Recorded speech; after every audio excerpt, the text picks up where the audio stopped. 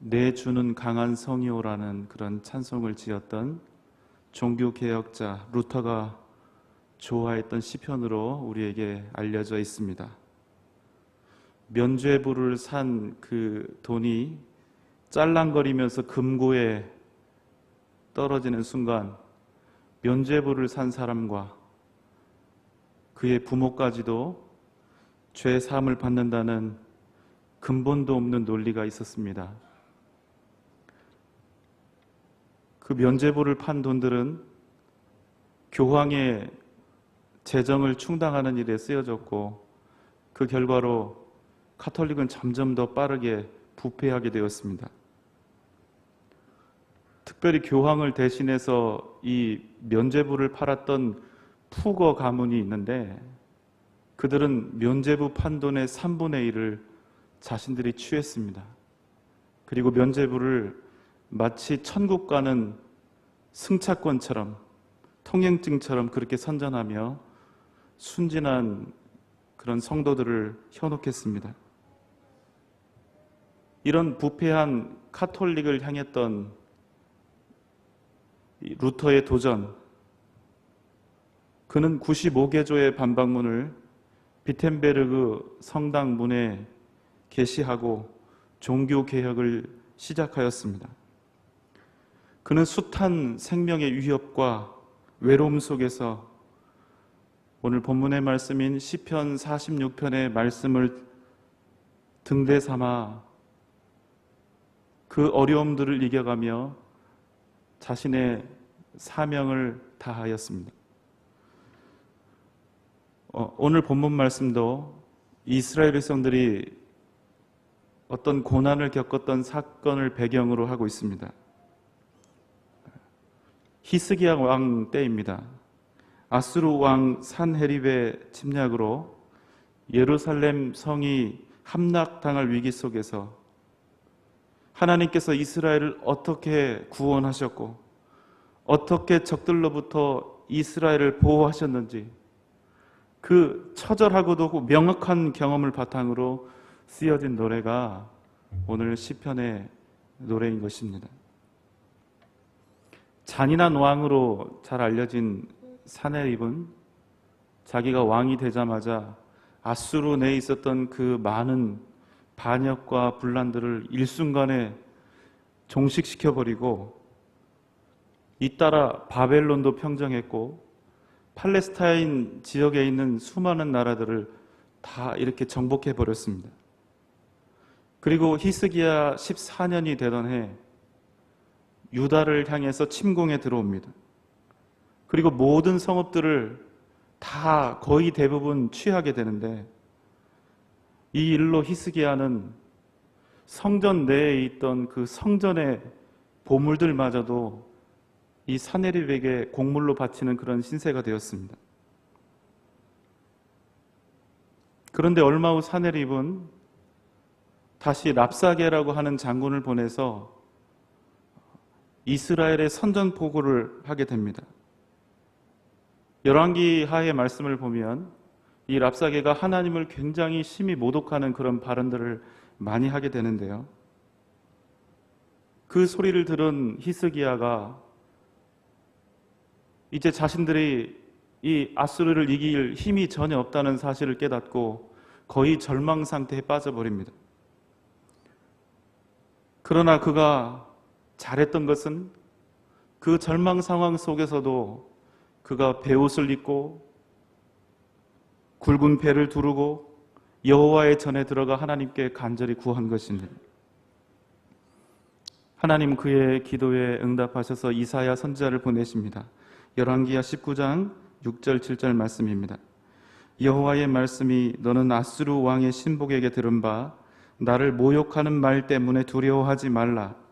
내가 한 영을 그의 속에 두어 그로 소문을 듣고 그의 본국으로 돌아가게 하고 또 그의 본국에서 그에게 칼에 죽게 하리라. 19장 34절 말씀입니다. 내가 나와 나의 종 다윗을 위하여 이 성을 보호하여 구원하리라. 그리고 그 다음날 새벽 하나님은 아수르 군대 18만 5천 명의 생명을 거두어 가셨고 산헤립은 자신의 나라로 퇴각했지만 자신들이 가장 아끼는 신복들에 의해서 죽임을 당하게 됩니다. 오늘 5절에 여호와께서 하나님이 새벽에 도우셨다는 말씀이 등장하는데 바로 이스라엘 백성들이 잠을 자던 그 시간에 행하신 하나님의 놀라우신 이 일들을 염두에 두고 이렇게 노래하고 있는 것입니다. 결국 이 시편은 죽음과 절망의 상황 속에서 구원하신 하나님의 은혜를 직접 눈으로 보고 경험한 이스라엘 백성들이 민족적이고도 공동체적인 신앙 고백을 하나님 앞에서 찬송으로 드리고 있는 것입니다. 오늘 표제에 보면 알라못에 맞춘 노래라고 이렇게 되어 있는데요. 이는 많은 여인들이 함께 부르는 노래로 알려져 있습니다. 1절로 3절의 말씀입니다. 하나님은 우리의 피난처시요 힘이시니 환난 중에 만날 큰 도움이시라. 그러므로 땅이 변하든지 산이 흔들려 바다 가운데에 빠지든지 바닷물이 솟아나고 뛰놀든지 그것이 넘침으로 산이 흔들릴지라도 우리는 두려워하지 아니하리로다. 이스라엘은 오늘 부르고 있는 이 찬송의 고백을 통하여 한 가지 확고한 선언을 하고 있습니다. 그것은 우리는 두려워하지 아니하리라는 것입니다. 왜냐하면 하나님께서는 어떤 상황에서도 우리의 피난처시요 힘이시요 구원이 되심을 믿기 때문에 이스라엘은 하나님이 모든 상황 속에서 자신들의 보호자가 되심을 확신하며 주님 앞에 고백하고 있는 것입니다. 그런데 이 고백이 진실한 의미가 되기 위해서 꼭 필요한 전제가 있습니다. 1절 말씀을 한번 다시 보겠습니다. 하나님은 우리의 피난처시요 힘이시니 환난 중에 만날 큰 도움이시라. 이 말씀 중에 큰 도움이라고 되어 있는 부분은 이렇게도 번역이 될 수 있습니다. 하나님은 환난 중에 만날 현실적인 도움이시다.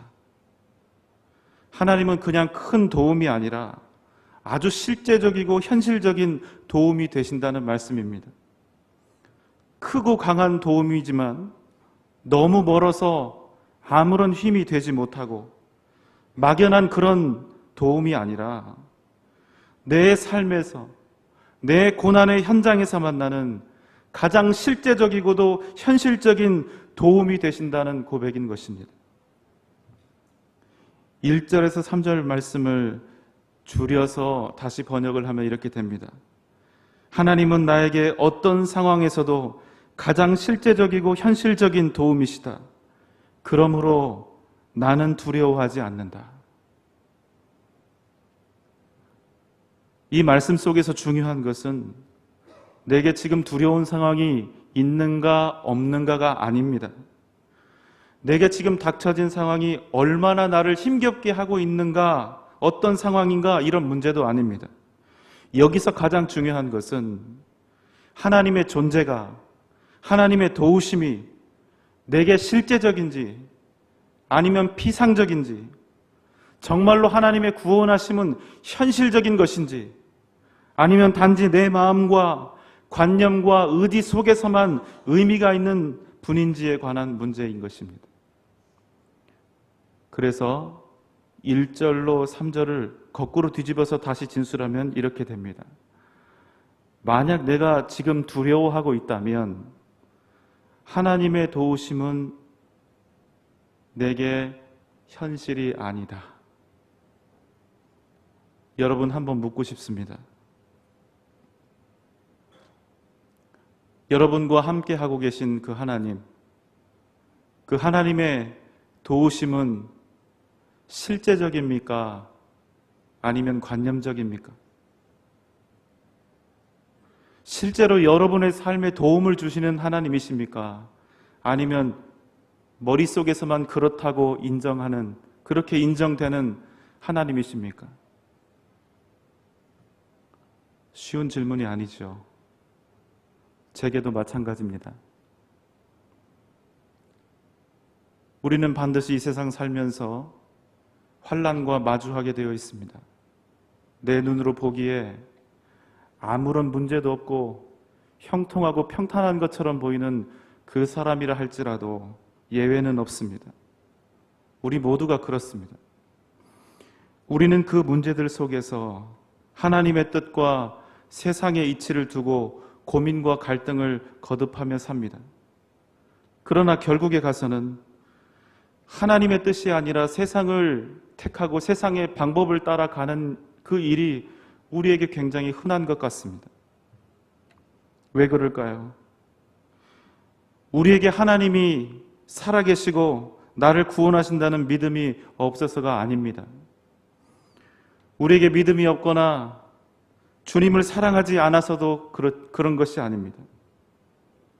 그것은 하나님의 도우심이 내게 실제적이고 구체적이지도 현실적이지도 않게 나에게 그렇게 생각이 되고 다가오기 때문입니다. 그래서 우리가 평소에는 하나님만 바라보며 살겠노라고, 하나님만 의지하며 살겠노라고 다짐에 다짐을 하지만 결국 살아가는 세상에서 힘겨운 현실과 만나면 좀 참아보다가 실제적인 도움이 되지 않는 그 하나님을 뒤로하고 세상의 방법을 찾아 나서는 것입니다. 왜요? 우리의 신앙은 내가 지금 믿음으로 하고 있는 이 고백, 성경에서 가르치고 있는 말씀의 가르침, 성경에서 소개되고 있는 이 놀라운 기적 이야기들과는 달리 여전히 우리의 신앙은 현실적이지 못하고 우리의 믿음은 여전히 내세적이기 때문입니다.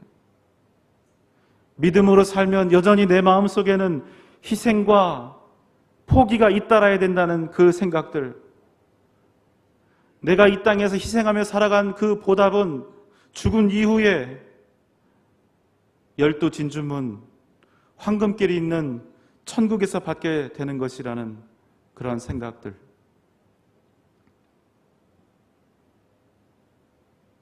우리의 머릿속에서만 강하게 역사하시는 하나님, 그리고 죽어서야 천국에서 우리를 맞아주시는 내세에서나 만나게 되는 구원자 하나님,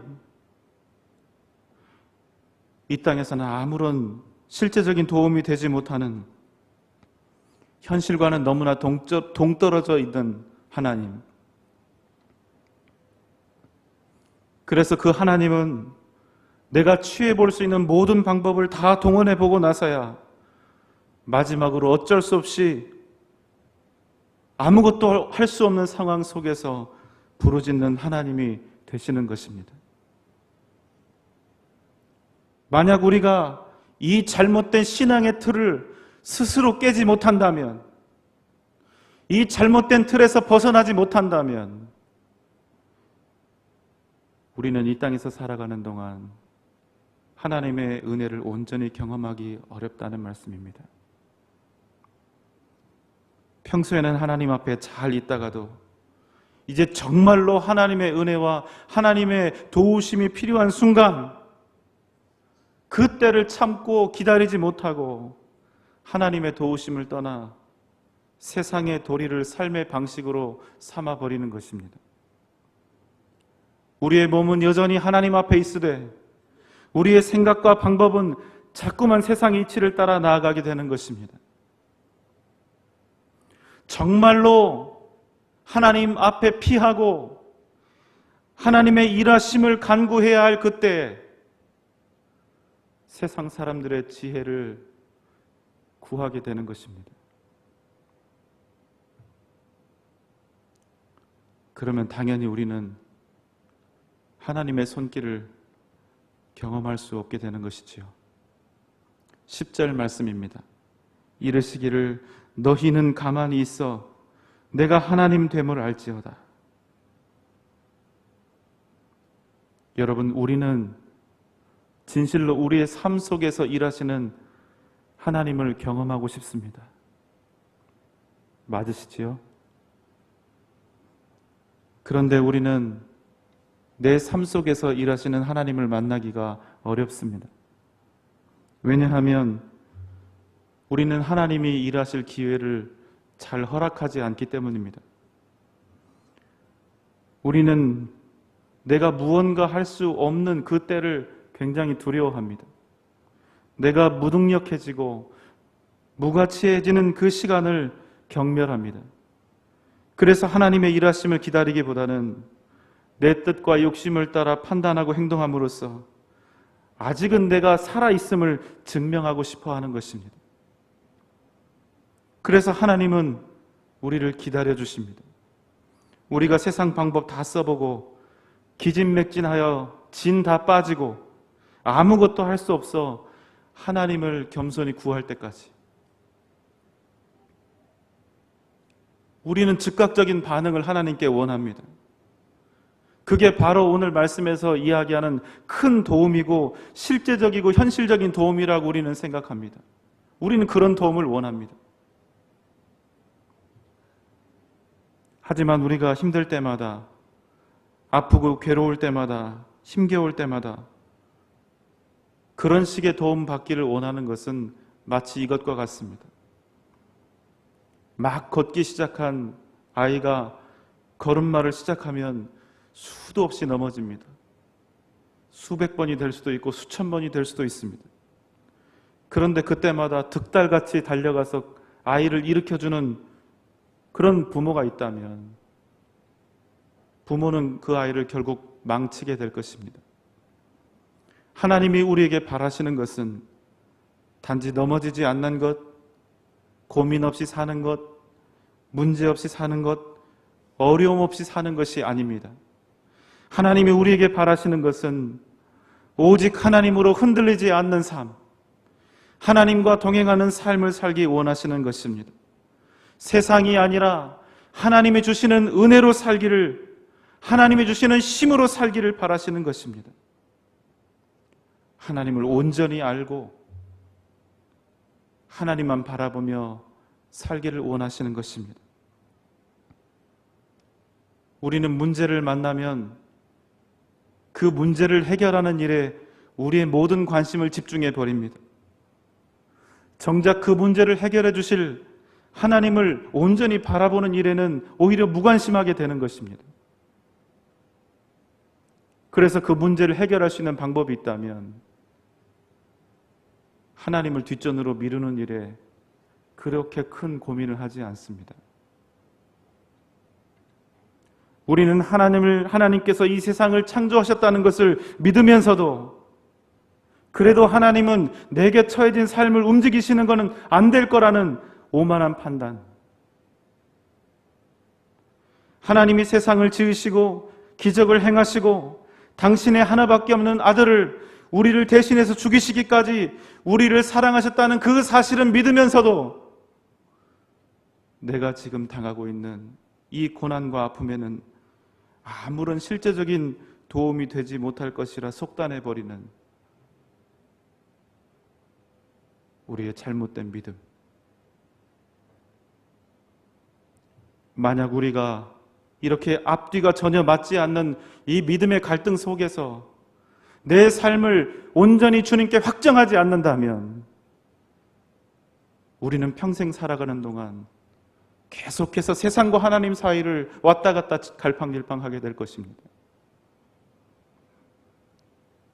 그래서 믿음은 선언이고 결단입니다. 오늘 이스라엘이 부르는 시편 46편의 노래는 이스라엘 민족의 집단적 선언이며 결단인 것입니다. 우리는 두려워하지 않을 것이다. 우리는 하나님의 도우심만을 바라보며 나아갈 것이다. 믿음은 처한 상황을 바라보며 그 상황에 따라서 하나님을 믿고 안 믿고 하는 것이 아닙니다. 그 처한 상황을 바라보며 내가 하나님을 믿을지 믿지 않을지를 결정하는 것이 아니란 말씀입니다. 믿음은 그 하나님을 바라보며 결단하고 나아가는 것입니다. 시편 57편에서 다윗은 노래합니다. 7절 말씀입니다. 하나님이여 내 마음이 확정되었고 내 마음이 확정되어 사오니 내가 노래하고 찬송하리이다. 우리가 하나님을 경배하고 찬양하는 것은 하나님이 내 인생의 문제를 걷어내시고 내게 아픔을 주지 않으며 내 인생을 형통케 하시기 때문이 아닙니다. 다윗은 지금 광야에 있습니다. 여전히 숱한 고난과 아픔 속에서 사실은 하나님께서 아직은 아무것도 그를 위해서 이루어 주신 것이 하나도 없지만 그럼에도 그런 하나님을 바라보며 이 노래를 부르며 자신의 인생을 하나님께 확정하였던 것입니다. 그래서 그는 광야에서 쫓기고 있어도 복된 사람이라고 성경은 우리에게 말씀해 주는 것입니다. 만약 하나님이 정말로 전능하신 하나님이시라면, 정말로 나를 위해 죽으실 만큼 나를 사랑하신다면, 만약 우리가 그것을 믿고 전적으로 그분을 의지한다면, 오늘 이스라엘 백성들이 하나님께 부르고 있는 이 시편 46편의 고백은 또한 반드시 우리의 고백이 될 줄로 믿습니다. 10절 말씀을 다시 봅니다. 이르시기를 너희는 가만히 있어 내가 하나님 됨을 알지어다. 우리 중에 하나님을 모르는 사람은 없습니다. 우리는 이미 하나님을 알고 있습니다. 그러나 이 알면 단지 이름을 알고 있다거나 수학 공식을 안다거나 전화번호를 기억하고 있다는 뜻이 아닙니다. 우리가 하나님을 안다는 것은 하나님의 존재 위에 우리의 인격이 온전히 실려 있는 것을 의미합니다. 하나님의 위대하심과 전능하심과 거룩하심, 그 사랑과 은혜에 나의 전 인격이 속해 있는 것을 의미하는 것입니다.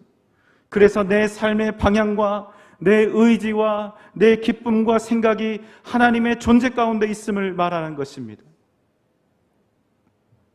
그래야 하나님이 정말로 우리에게 하나님이 되는 것입니다. 그냥 단지 하나님은 전능하신 분, 거룩하신 분, 하나님은 사랑이 많으신 분, 이렇게 지식으로 알고는, 지식으로만 이렇게 알고 내 삶과 내 의지, 내 생각과 내 행동에 전혀 관계가 없는 분이라면 우리는 아직 하나님을 인격적으로 알지 못하는 것입니다. 사랑하는 여러분, 하나님이 우리에게 원하시는 것은 오직 이것입니다. 우리가 경제적으로 여유가 있으면 하나님께 큰 예물을 드릴 수 있습니다. 열정과 수고를 다하여 봉사도 할 수 있을 것입니다. 그러나 그것들은 하나님께서 진정으로 우리에게 원하시는 것은 아닙니다. 하나님이 원하시는 것은 우리가 우리의 전 인격이 하나님의 존재를 알고 하나님 안에 거하는 것입니다. 바로 하나님이 하나님 되심을 우리의 전 인격이 온전히 고백하며 그에 합당한 열매로 그분 앞에 나아가는 것입니다. 지식 속에 존재하는 하나님이 아니라, 머릿속에 존재하는, 또 그냥 고백 속에만 존재하는 하나님이 아니라 우리의 전 인격과 삶 속에 계시는 하나님이 되실 것을 주님은 원하시는 것입니다. 오늘 1절에서 3절 말씀을 완전케 하는 필요 충분 조건이 바로 이 말씀입니다. 만약 우리가 하나님이 누구이신지, 우리의 하나님이 어떤 분이신지를 제대로 알고 있다면 우리는 오직 내가 하나님의 자녀인 그 이유 하나만으로도, 하나님이 지금 나와 함께 하신다는 그 이유 하나만으로도, 하나님이 나를 사랑하신다는 그 이유 하나만으로도 우리가 어떤 상황과 어떤 역경 속에 있다 할지라도 우리에게는 결단코 두려움이 없을 것입니다. 사랑하는 여러분, 여러분에게 하나님은 어떤 분이십니까? 다시 한번 하나님을 온전히 알며 오직 믿음으로 세상을 담대히 이겨가는 저와 여러분 되시기를 주님의 이름으로 축원합니다. 기도하겠습니다. 사랑하는 하나님 아버지, 하나님을 온전히, 하나님을 바로 알기 원합니다. 우리에게 여호와를 아는 지식과 삶을 허락하여 주시옵소서. 세상이 아니라, 세상을 두려워하며 사는 사람이 아니라 오직 하나님을 경외하며 믿음으로 세상을 이기는 복된 믿음의 사람들 되게 하여 주시옵소서. 예수님의 이름으로 기도하옵나이다. 아멘.